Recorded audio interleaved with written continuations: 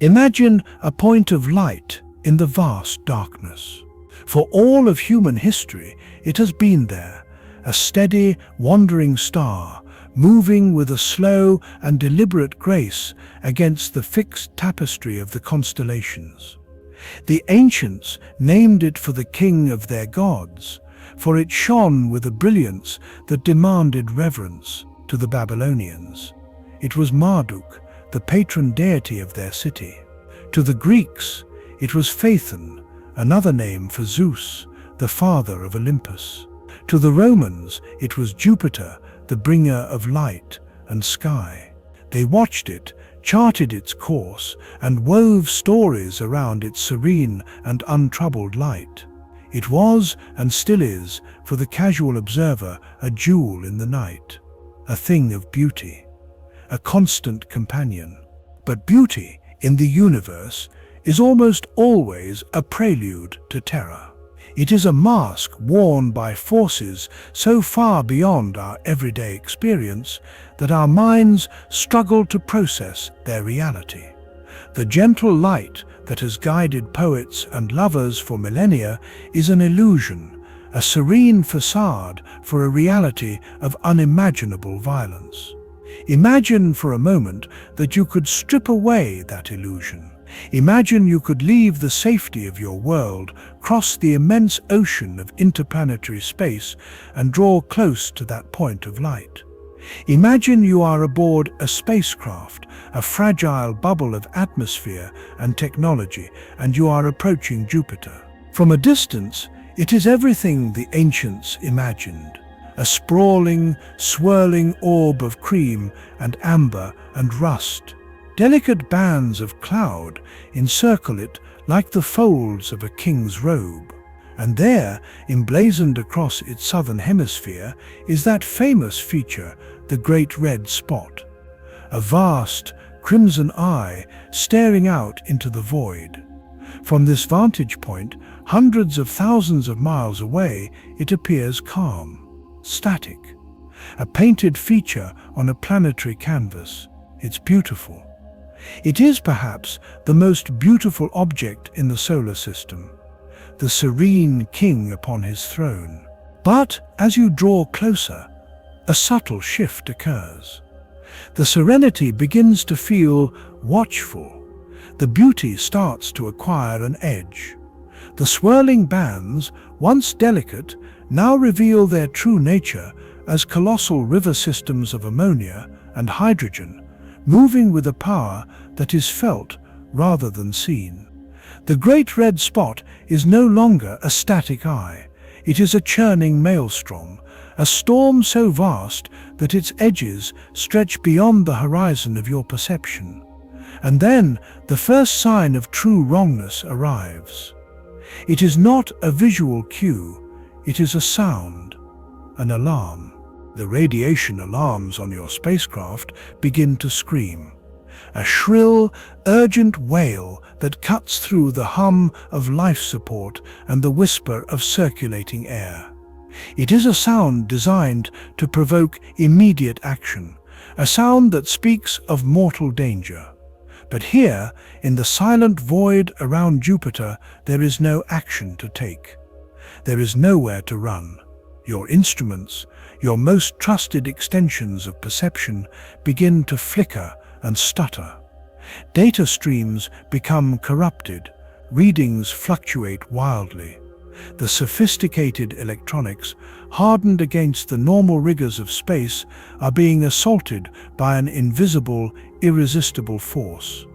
And in that moment, as the alarms mix with the static of failing systems, the truth dawns. You are not approaching a planet. You are approaching a monster. Jupiter is the cosmic horror that has been hiding in plain sight since the first hominid looked up and wondered. It is not the gentle giant of our solar system. It is the system's undisputed lord, a master of gravity, radiation, and storm, wielding powers that make our entire world, and everything on it, seem impossibly fragile. We send our most sophisticated machines to study it, robotic ambassadors packed with the pinnacle of human ingenuity, and they survive only by clinging to the very edges of its domain, operating on borrowed time before they are overwhelmed, corrupted, and destroyed. By the time you understand the full scope of what Jupiter truly is, you will realize that survival is not the norm. It is the exception. And the grace with which this planet has permitted us a fleeting glimpse of its domain is a mercy we should not mistake for peace. To begin to understand this monster, we must first dispense with the comfortable scale of our own world. We think we understand size. We stand at the edge of an ocean and feel small. We gaze upon a mountain range and feel awe. But these are terrestrial sentiments, and they are utterly inadequate here. Jupiter does not merely dwarf the Earth, it renders it an afterthought. The comparison is almost absurd, a statistical footnote in a ledger of immensity. You could fit over 1,300 Earths inside the volume of Jupiter. Picture that for a moment. Not one Earth, not 10, not 100, but 1,300 of our entire worlds, with all their continents, all their oceans, all their mountain ranges, every city, every living thing, every human being who ever lived, scooped up and poured into a hollow sphere the size of Jupiter. There would still be room. It is a volume so vast it defies the creation of a meaningful mental image. Our minds, calibrated for the landscapes of a single planet, simply cannot contain the concept. But volume is only half the story. The true measure of Jupiter's dominance lies in its mass. It is not just big, it is heavy, incomprehensibly, tyrannically heavy. Jupiter's mass is 2.5 times greater than the mass of every other planet in our solar system combined. Let that statement settle. Gather up Mercury, Venus, Earth, Mars, Saturn, Uranus, and Neptune, all of them. Add every moon that orbits them. Every ring particle, every asteroid in the belt, every Kuiper belt object beyond. Collect every single piece of matter that orbits our Sun, that is not the Sun itself or its cometary halo. Jupiter outweighs all of it, and then has more left over. It is the gravitational 800-pound gorilla of our neighborhood, and its presence dictates the motions, the orbits, and the very fates of everything else within its enormous sphere of influence. It is the solar system's anchor, its bully, and its architect, all rolled into one. And yet, for all its staggering bulk, Jupiter is a failure. It is a magnificent, terrifying, and beautiful failure. This is the first great paradox of the monster. It is almost a star. During its formation, in the swirling disk of gas and dust that surrounded the young Sun, Jupiter gathered material with an efficiency that outcompeted all its siblings. It grew and grew, a gravitational well sinking ever deeper into the primordial nebula, sucking in hydrogen and helium like a cosmic vacuum cleaner.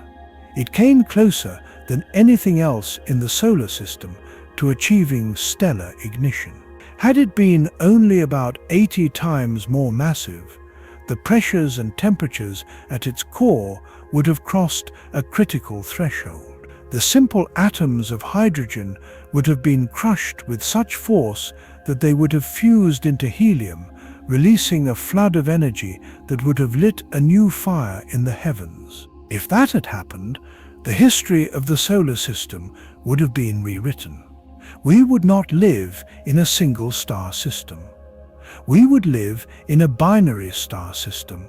Our Sun would have a companion, a dim red dwarf or a brilliant orange star, burning steadily beside it. The night sky on Earth, if Earth had been allowed to form at all, would be a spectacle beyond imagining, with two suns setting and rising, or with a second, smaller sun eternally circling its larger parent. The orbital dynamics would be chaos. The habitable zones would shift. The very concept of a stable planetary system might have been an impossibility. Life, as we know it, might never have had the chance to begin. But Jupiter stopped just short of that cosmic threshold. It gathered enough material to become the king of planets, but not enough to ignite the stellar fire. It remains forever on the brink, a failed star, a might-have-been sun.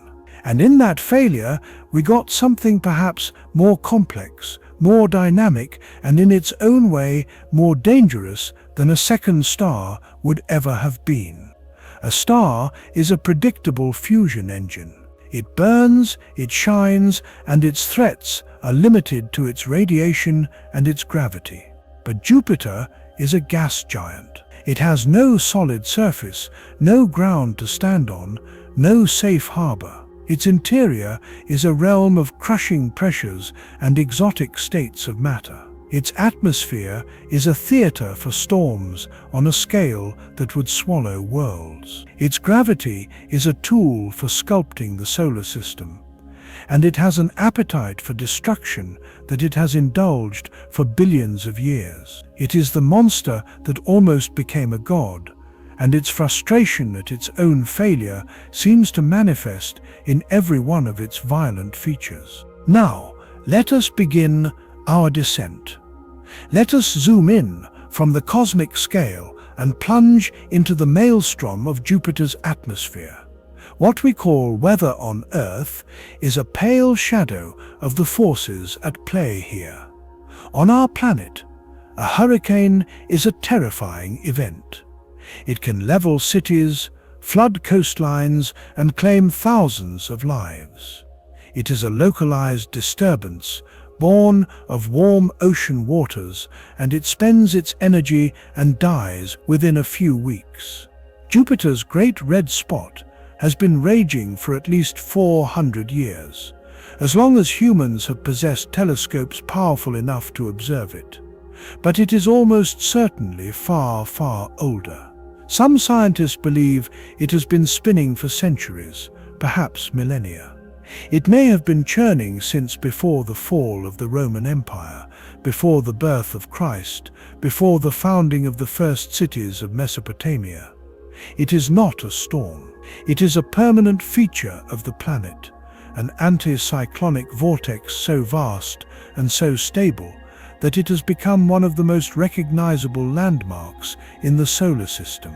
And it is enormous.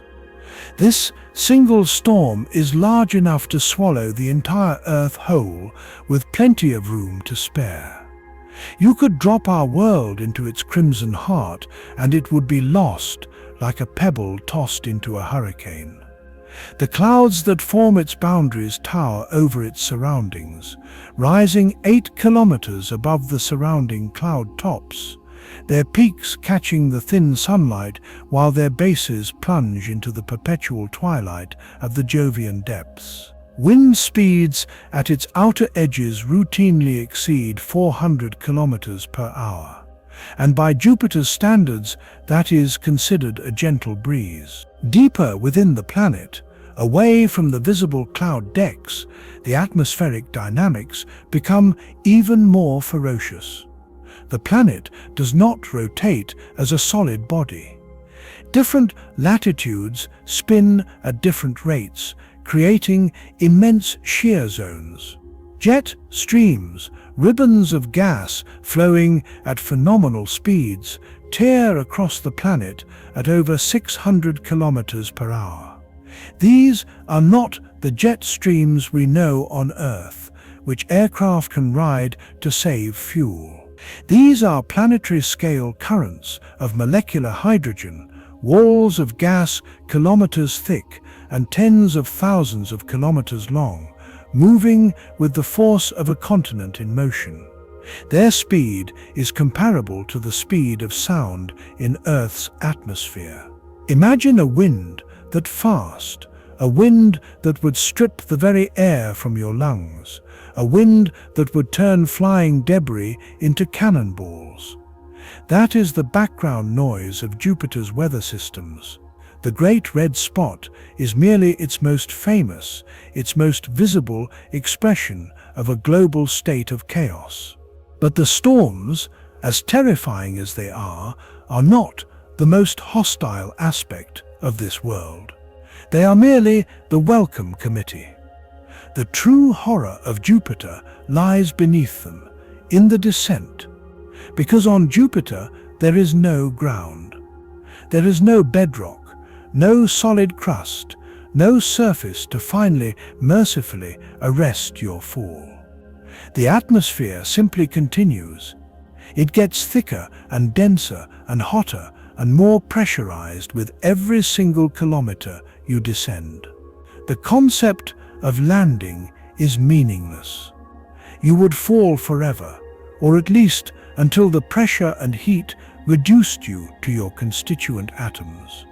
It is an endless sky, a bottomless ocean of gas, and you are a mote of dust sinking into its unfathomable depths. As you fall, the pressure rises. On Earth, at sea level, the atmosphere presses down on us with a force of about 14.7 pounds per square inch.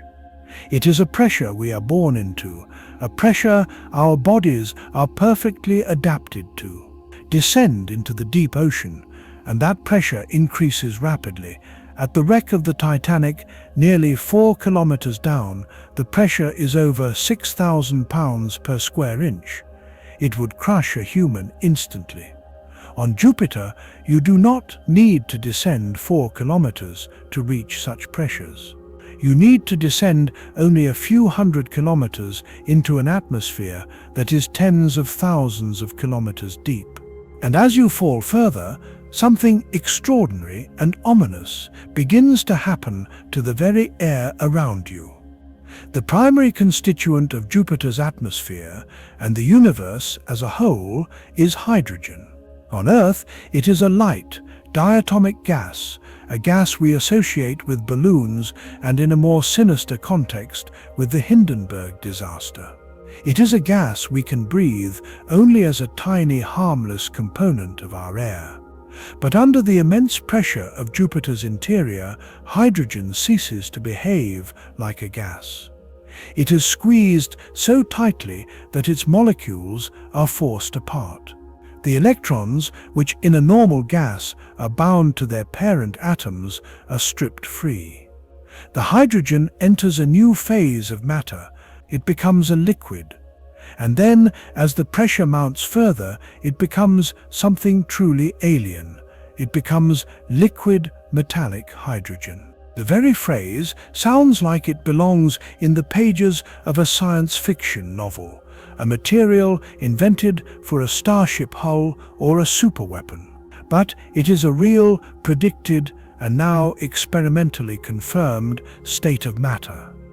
And Jupiter's interior is a natural laboratory where it exists in prodigious quantities. Deep within the planet, in a region that may extend for tens of thousands of kilometers, there is a global ocean, not of water, but of this liquid metallic hydrogen. It is a substance that conducts electricity with incredible efficiency, for its protons and electrons are free to move independently, like the particles in a liquid metal. This ocean is not a calm, dark sea. It is a turbulent, churning inferno, with temperatures in the tens of thousands of degrees, stirred by the planet's immense internal heat and its rapid rotation. And it is this roiling, electrically conductive ocean that is responsible for the next and perhaps most insidious of Jupiter's weapons.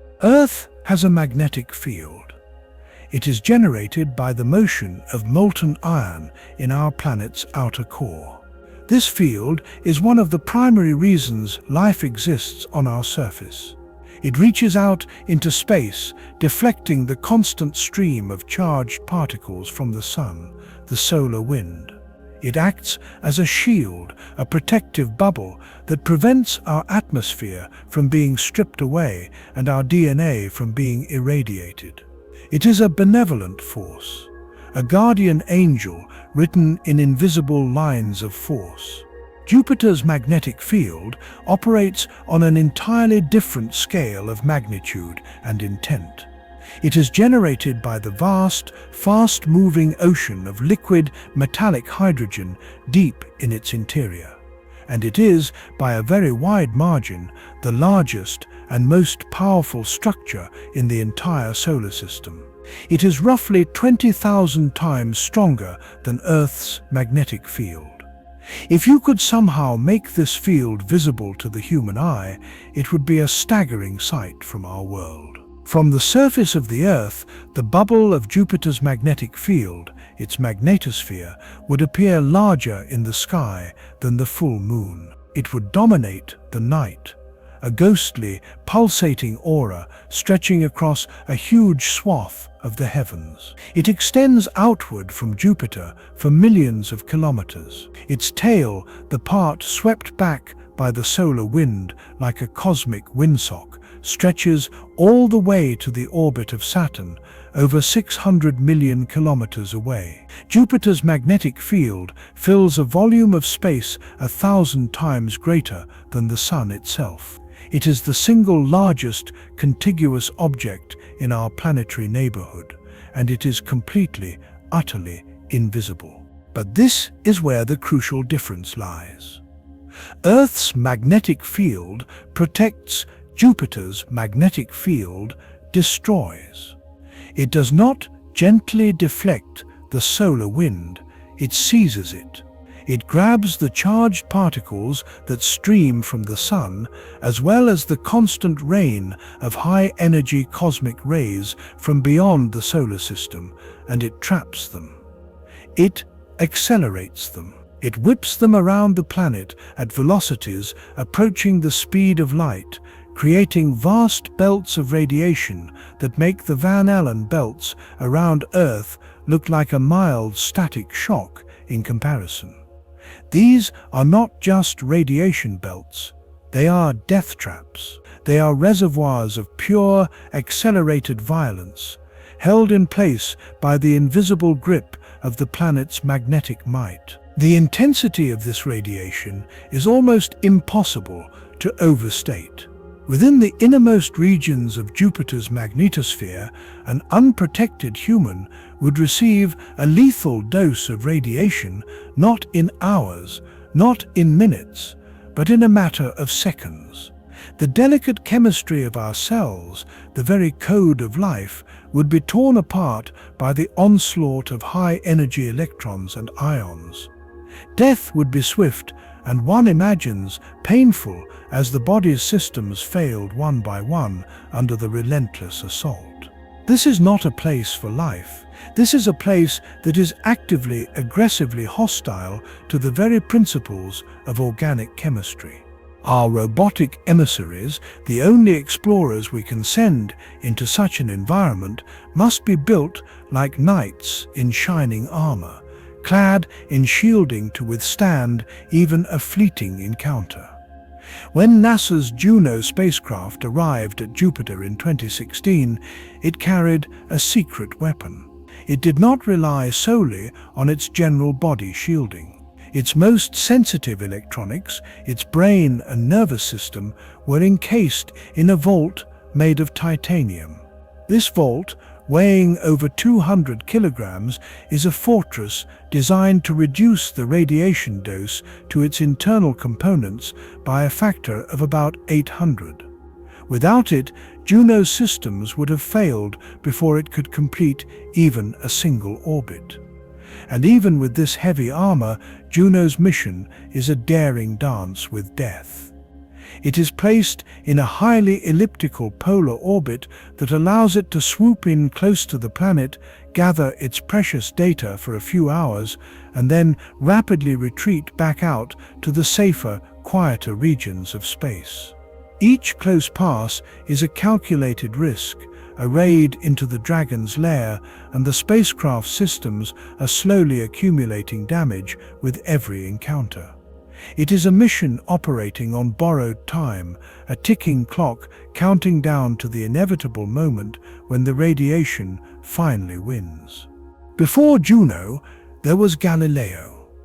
Launched in 1989, it was the first spacecraft to orbit Jupiter, and its mission was one of profound discovery.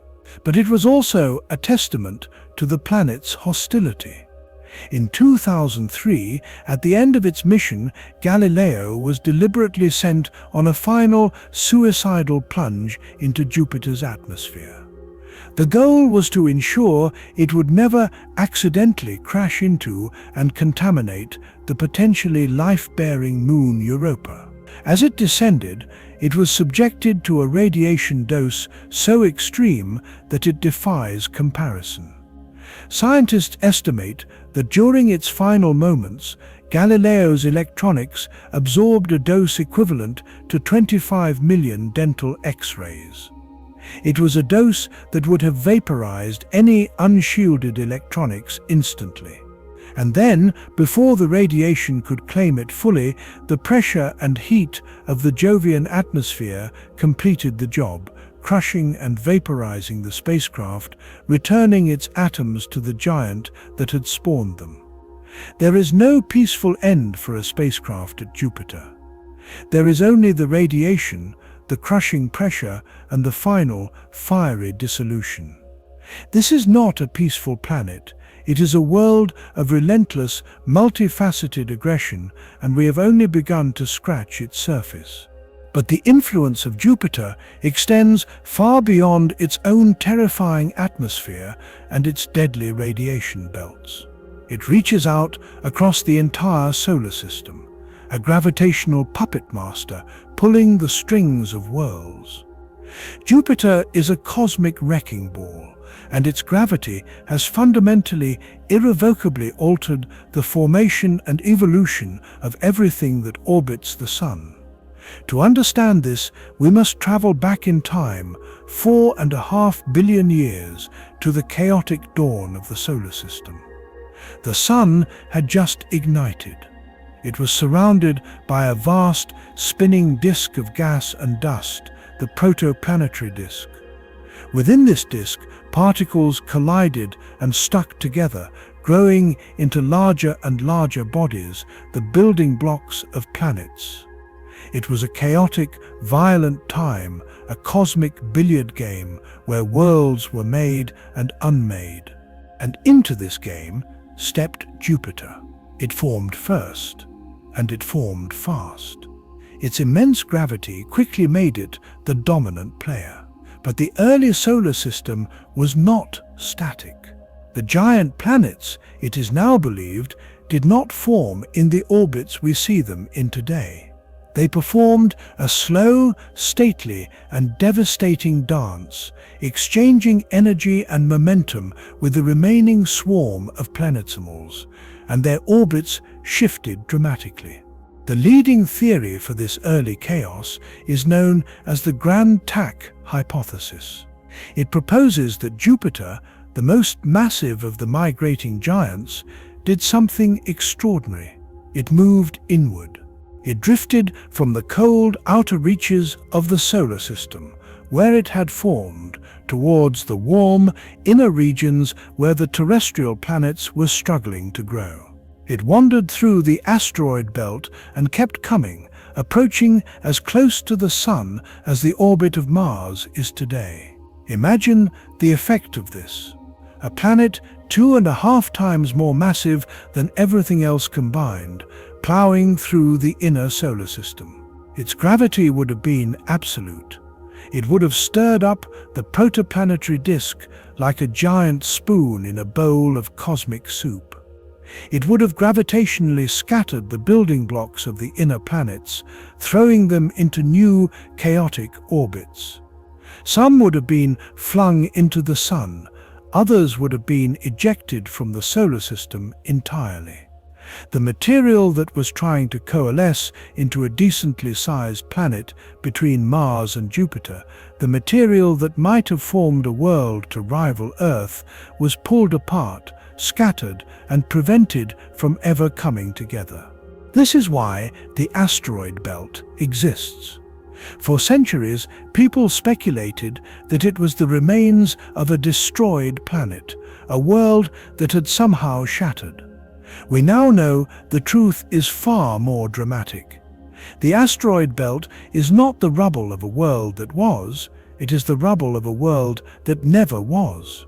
It is the frustrated remnant of a planet that Jupiter simply would not allow to form.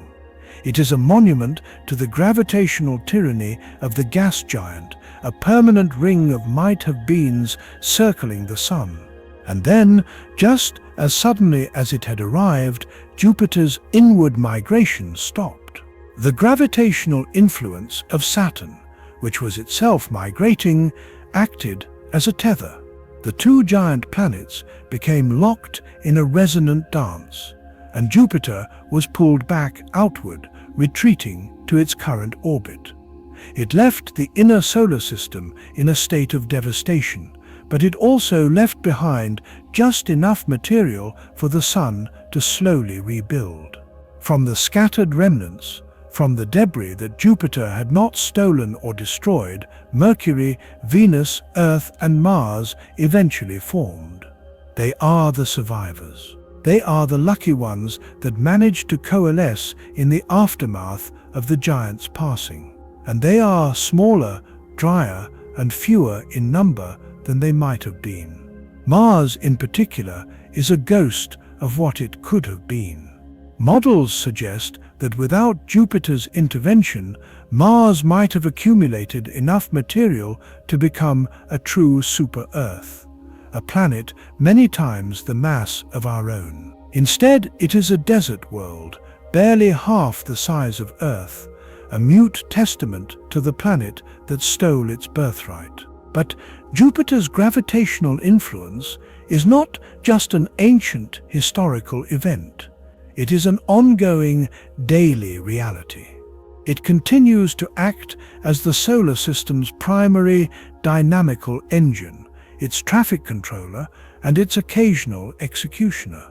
We often picture the solar system as a series of nested, nearly circular orbits, a peaceful clockwork mechanism.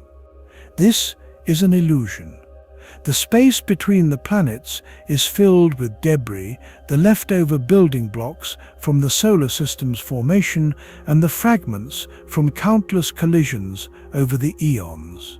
Comets, born in the icy deep freeze of the Kuiper belt and the Oort cloud, occasionally fall inward, warming as they approach the Sun.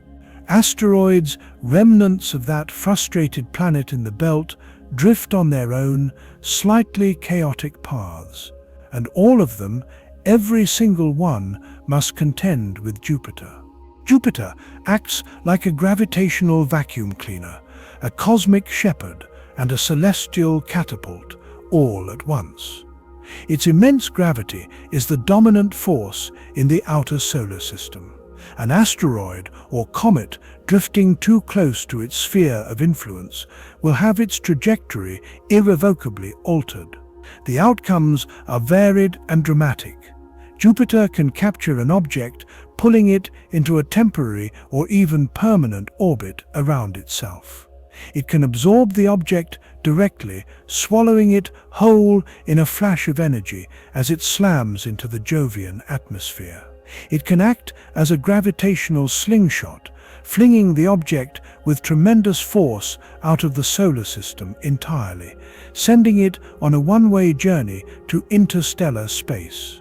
Or most ominously for us, it can deflect an object, changing its orbit and sending it careening inward towards the Sun and the inner planets. In 1994, the entire world watched as Jupiter demonstrated its power in real time on a scale that was both awe-inspiring and deeply unsettling.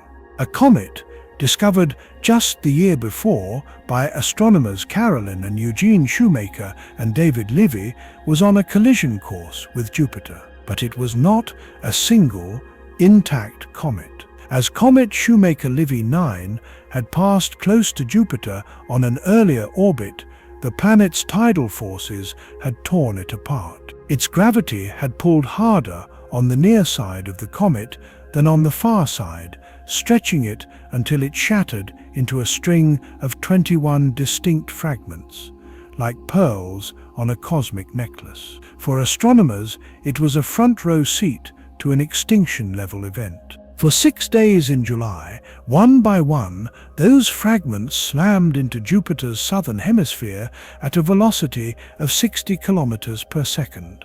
The impacts were cataclysmic. Each fragment, some up to 2 kilometers in diameter, punched through the Jovian atmosphere, creating enormous fireballs that rose thousands of kilometers above the cloud tops. They left behind dark, bruise-like scars in the atmosphere, each one larger than the entire diameter of the Earth. These scars persisted for months, visible reminders of the violence that had occurred. The total energy released by the impact of all the fragments was estimated to be equivalent to 6 million megatons of TNT, or hundreds of times the entire world's nuclear arsenal. If that comet, or a fragment of it, had hit Earth, it would have been an extinction-level event. It would have ended civilization and possibly most complex life in a single, blazing afternoon. This event gave rise to a popular and comforting narrative. Jupiter is our protector. It acts as a cosmic shield, its immense gravity drawing in dangerous comets and asteroids, sweeping the solar system clean and sparing the inner planets from constant bombardment. It is a comforting thought, the idea of a big, benevolent brother planet taking the hits for us. But the science is not that simple. The Shoemaker-Levy 9 comet was, after all, torn apart and directed onto its collision course with Jupiter by Jupiter's own gravity in the first place. It was a victim of the planet's power long before it became a scar on its face. The truth is far more nuanced and less comforting. Jupiter both protects and endangers. Its gravity deflects some objects away from the inner solar system, but it also perturbs others, sending them inwards. It is a source of both order and chaos. The solar system is not a peaceful, protected realm. It is a shooting gallery, and Jupiter is both the largest target and the one who loaded the guns. Jupiter giveth, and Jupiter taketh away. You might think, after all this, that at least Jupiter's family of moons would offer some respite. Surely these worlds, orbiting at a respectful distance, might be safe havens, perhaps even sanctuaries for life. After all, Europa, with its global subsurface ocean, is one of the most promising places to look for extraterrestrial life in the entire solar system. Ganymede is larger than the planet Mercury, a world in its own right. These are places we dream of exploring, of sending submarines to plunge into their hidden seas. But even these moons, these distant children of the monster, exist within its hellish domain. They are not refugees from Jupiter's violence. They are prisoners, trapped in orbit around a master whose moods are expressed in radiation, tidal forces, and magnetic storms. Consider Io, the innermost of the 4 large Galilean moons. It is the most volcanically active body in the entire solar system. Its surface is a hellscape of erupting sulfur volcanoes, lava lakes, and constantly shifting plains. It is a world being torn apart from the inside. But unlike Earth, whose volcanism is driven by the slow decay of radioactive elements in its core, Io's fury has an external source. It is Jupiter. Io orbits within a powerful gravitational resonance with Europa and Ganymede. For every 4 orbits Io makes, Europa makes 2 and Ganymede makes 1. This resonance has a profound effect. It forces Io's orbit to be slightly eccentric or elliptical, rather than a perfect circle. As Io travels around Jupiter on this elliptical path, the planet's titanic gravity pulls on it with varying force. When Io is closer to Jupiter in its orbit, the pull is stronger. When it is farther away, the pull is weaker. This constant rhythmic flexing of Io's solid body generates enormous internal friction and tidal heating. The Moon is literally being squeezed and stretched like a ball of dough in a giant's grip. The interior heats up to the point of melting, and the pressure finds release in the most dramatic way possible. Io's surface is a canvas of constant, violent renewal. Volcanoes erupt with such force that plumes of sulfur and sulfur dioxide rise 500 kilometers above the surface. Lava flows hundreds of kilometers long spread across its tortured face. The entire surface is repaved every few 100,000 years, erasing any impact craters that might have formed. It is a world in a state of perpetual, agonized rebirth, a direct consequence of its proximity to Jupiter. It is beautiful and terrifying, a monument to the power of gravity. Europa, the next moon out, is the great hope for life. Beneath a global crust of water ice, perhaps 10 to 30 kilometers thick, lies a global ocean of liquid water. This ocean may contain twice as much water as all of Earth's oceans combined. And where there is liquid water on Earth, there is life. The conditions at the bottom of Europa's ocean, with hydrothermal vents potentially providing energy and chemistry, are eerily similar to the environments where life on Earth may have begun. It is a tantalizing prospect, but Europa's surface, the very ice we must drill through to reach that ocean, is not a safe place. It orbits squarely within Jupiter's most intense radiation belts. The radiation on Europa's surface is lethal. It bombards the ice with such intensity that it breaks water molecules apart and creates a thin, tenuous atmosphere of oxygen and other compounds. Any spacecraft that lands there, any future human mission that attempts to explore its surface, will be subjected to a constant, deadly barrage of high-energy particles. The ice itself at the surface may be irradiated to the point of being poisonous. To reach the life-bearing ocean below, any probe will have to drill or melt its way through kilometers of this ice shield, all while its electronics are slowly fried by the radiation passing through it. The ocean, if it is there, may be a sanctuary, shielded by the thick layer of ice above. But the approach, the entry, is a trial by fire. Ganymede, the largest moon, is unique. It is the only moon in the solar system known to generate its own magnetic field. This is a testament to its complex interior, which likely contains a core of liquid iron, just like Earth's. This internal dynamo creates a magnetosphere around Ganymede, a small bubble of protection within the vast, crushing embrace of Jupiter's. It is a moon within a moon, a world with its own shield. But even this is not enough to offer full protection.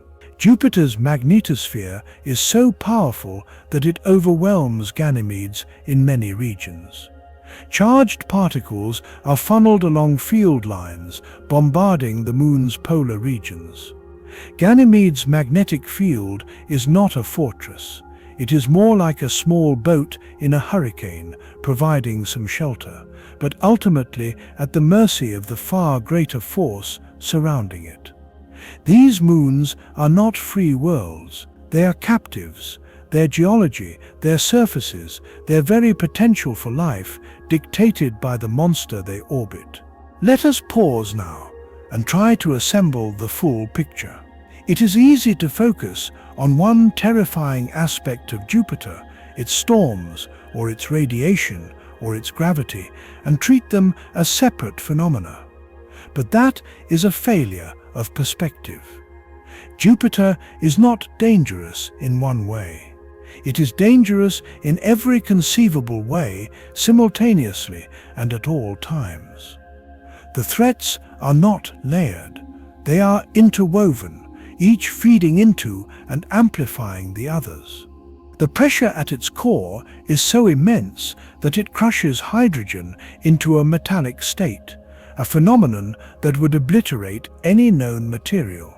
The radiation in its magnetosphere, generated by that metallic ocean and the planet's furious spin, is so intense that it would kill a human in minutes and degrades the most hardened electronics in a matter of years. The gravity, the very force that holds its moons in thrall and shaped the solar system, is a trap from which escape is a constant, energy-intensive struggle.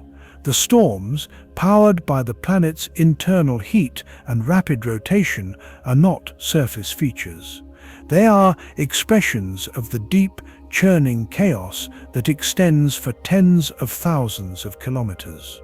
The magnetic field, the invisible master of this domain, does not just trap radiation, it accelerates particles to relativistic speeds, creating an environment where matter itself behaves differently, where the very rules of electromagnetic interaction are bent to the will of the planet. There is no safe approach to Jupiter.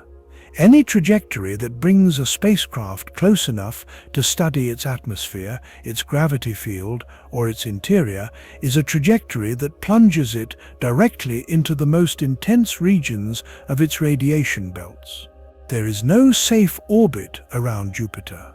The radiation is not confined to a neat belt like Earth's. It is a vast, diffuse and deadly cloud that permeates the entire space near the planet. Every mission we have ever sent there, from the early pioneer flybys to the long-term commitment of Juno, has operated on borrowed time. They are all on a suicide mission, their lifespans measured not in decades, like the Voyagers traveling through the quiet of interstellar space, but in years or even months, as the relentless assault of radiation slowly but surely degrades their systems, corrupts their data, and steals their functionality. They are explorers in the most hostile environment we have yet encountered, and their courage is the courage of machines built by human hands to face a hell no human could ever survive. And here is the part that is most often overlooked. The part that truly frames Jupiter not as a static object, but as an active, dynamic, and ongoing force. Jupiter is not a finished product. It is not a relic of the past. It is still actively shaping the solar system. It is still influencing the orbits of the asteroids in the belt, herding them into families, creating gaps where their orbits are unstable, and occasionally flinging one towards the inner solar system. It is still capturing comets from the distant Oort cloud, bending their long, graceful paths, and as we saw with Shoemaker-Levy 9, tearing them apart and consuming them. Its gravitational influence extends to the Sun itself. As Jupiter orbits, its immense mass causes the Sun to wobble slightly around their common center of gravity. This wobble is one of the primary methods we use to detect exoplanets around other stars. In a very real sense, Jupiter is still deciding what survives and what doesn't. It is still the master of its domain, and its reign is as absolute today as it was 4 billion years ago. The solar system is not a finished clockwork. It is a living, evolving system, and Jupiter is its still beating, violent heart. So given all this, given the crushing pressures, the lethal radiation, the endless storms, the gravitational tyranny, why do we keep going back? Why do we spend billions of dollars and decades of human effort to send our fragile machines into the heart of this monster? The answer is simple, and it is the answer to almost all of humanity's greatest explorations. We go because the terrifying things about Jupiter are also the most scientifically valuable things in the solar system. The places that are hardest to reach, the environments that are most hostile, are always the places that hold the deepest secrets about how our universe works. That deep interior, where hydrogen is crushed into a liquid metal, is not just a Jovian curiosity. It is a laboratory for understanding the physics of gas giants throughout the entire galaxy. By studying Jupiter's interior structure, its gravitational and magnetic fields, we can build models that help us understand the thousands of exoplanets we are now discovering around other stars. Are they like Jupiter? Are they different? What does their internal structure tell us about how planetary systems form? Jupiter is our local exemplar, the only gas giant we can study up close, and its bizarre supercritical interior is the key to unlocking the secrets of worlds light years away. Jupiter's radiation environment, its magnetosphere, is not just a death trap. It is the most powerful and complex natural particle accelerator in our neighborhood. It is a physics laboratory on a scale we could never build on Earth. By studying how Jupiter traps and accelerates charged particles, we learn fundamental principles of plasma physics, of magnetic field interactions, of how energy flows through the universe. The processes happening in Jupiter's magnetosphere are the same processes that power the auroras on Earth, that shape the tails of comets, that govern the behavior of matter in the accretion disks around black holes. It is a cosmic laboratory, and its experiments are conducted on a scale that dwarfs human comprehension. And then there are the moons. Europa, with its hidden ocean, is perhaps the most compelling reason of all. If life can exist there, in the dark, cold waters beneath the ice, warmed by tidal forces and nourished by chemical energy from hydrothermal vents, then it changes everything. It would mean that life is not a rare, accidental miracle that happened only on Earth. It would mean that life is a common cosmic imperative, a natural consequence of planetary evolution. It would mean that the galaxy could be teeming with life hidden in the oceans of 1 billion frozen worlds. And to find it, we must brave the radiation. We must drill through kilometers of ice in the shadow of the monster. We must go to the places that seem most hostile, because that is where the greatest discoveries are waiting. If anything can survive, if any ecosystem has found a way to thrive in the perpetual darkness beneath the ice, it would be the most profound discovery in the history of science. It would prove that life is tenacious, that it finds a way even in the shadow of a monster. The Juno spacecraft, named for the Roman goddess who was Jupiter's wife, has been orbiting the giant since 2016, and its data has revolutionized our understanding. It has peered beneath the clouds with its microwave radiometer, revealing the deep atmosphere. We have discovered that Jupiter's atmospheric dynamics are not a shallow phenomenon. The storms and jet streams are not confined to a thin weather layer near the cloud tops. They extend deep into the planet, perhaps for thousands of kilometers. suggesting that the entire planet is involved in its own weather. The belts and zones we see are just the visible tips of colossal atmospheric currents that may reach all the way down to the layer of liquid metallic hydrogen. Juno has mapped Jupiter's gravity and magnetic fields with unprecedented precision, revealing that the planet's core is not the dense, compact ball of rock and ice that scientists had long theorized. Instead, it appears to be a fuzzy core, a diffuse, partially dissolved region, possibly the remnant of an original solid core that was impacted by a protoplanet early in its history, mixing its heavy elements outward into the surrounding hydrogen. This has profound implications for how we think giant planets form. It suggests that the process is far more violent and chaotic than simple, gentle accretion. It suggests that giant planets may grow by swallowing up other smaller worlds, incorporating their mass into their own. And Juno has given us unprecedented views of Jupiter's auroras, the most powerful in the solar system.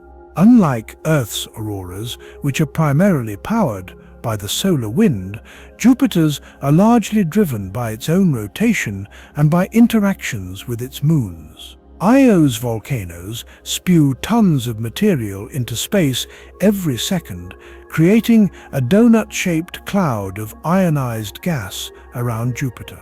This plasma is swept up by the planet's magnetic field and accelerated, funneled towards the poles where it slams into the atmosphere, creating auroral displays that are hundreds of times more energetic than anything on Earth, and which never cease. They are a permanent, planet-sized light show, powered by a volcanic moon and the relentless spin of a gas giant.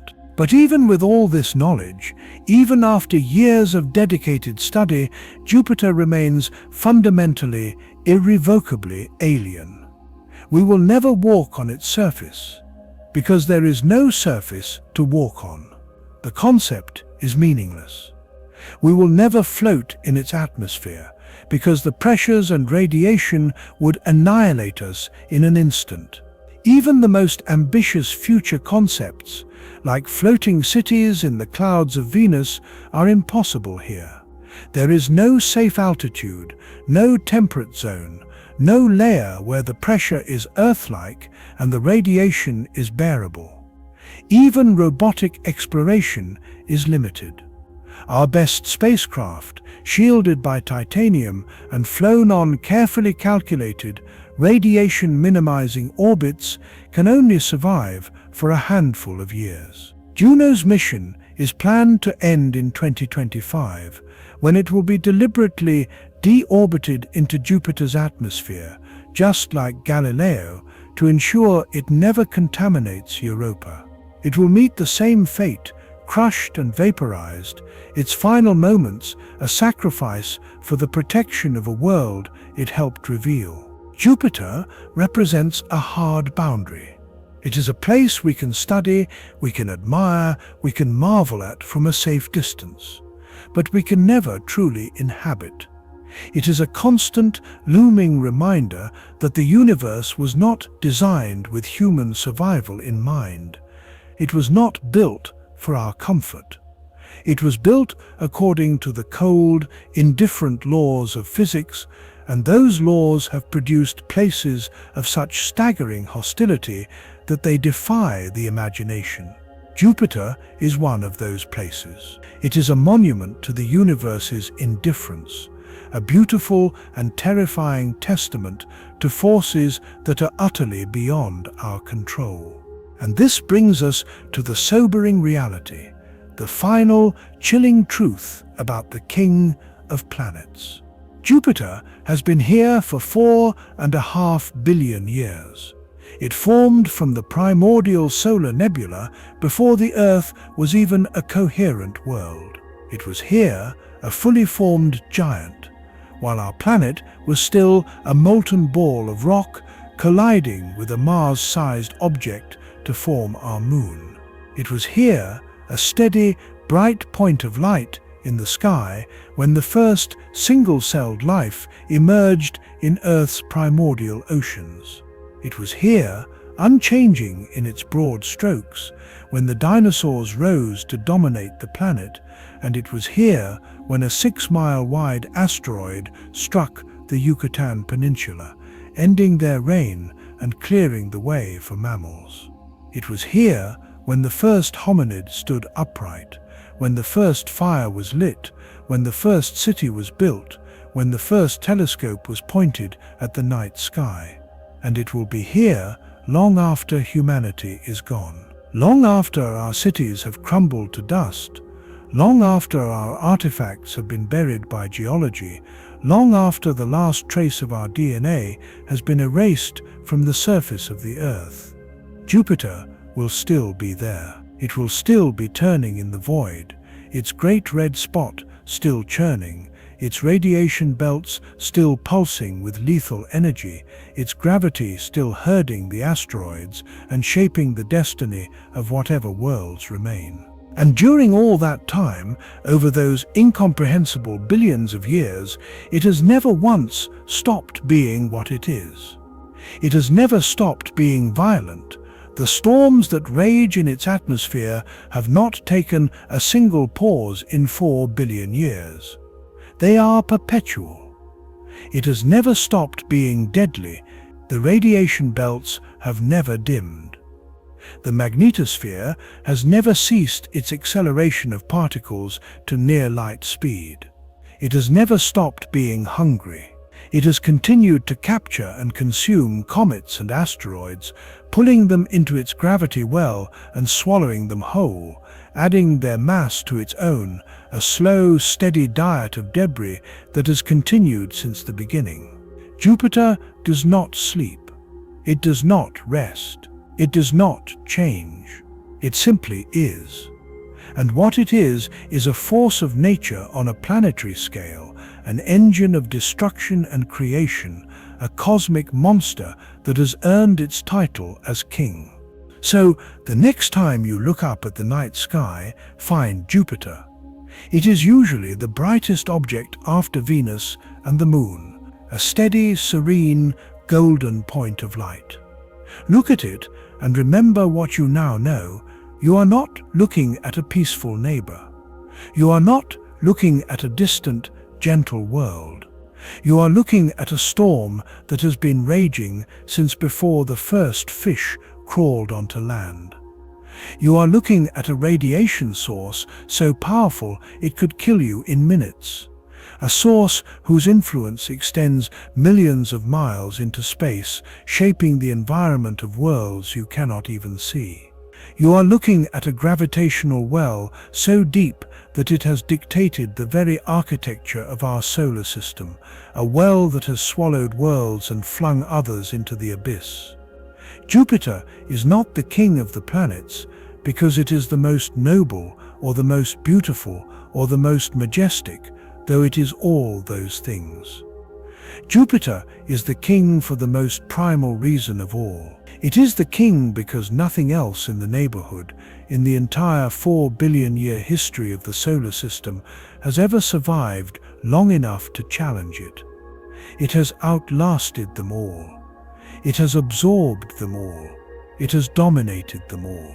It is the monster, and we are the lucky, fleeting observers living out our brief lives in the warm, protected glow of a lesser star, while the king waits in the cold, silent dark. And so, as you turn your gaze from that distant point of light and prepare to rest, carry with you this new perspective.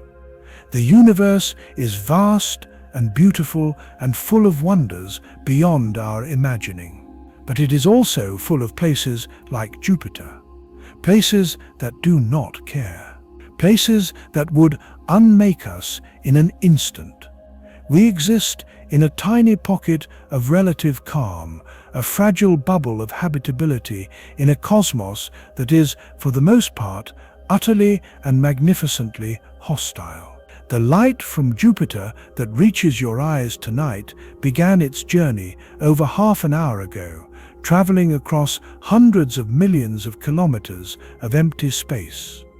In that time, you have breathed, your heart has beaten, life has continued on this small world. And on that distant giant, a storm larger than our planet has raged on, as it has for all of history, unchanged, unceasing, and utterly indifferent to the tiny conscious apes who gaze upon it and wonder. Good night, and sleep well under the watchful, violent eye of the king.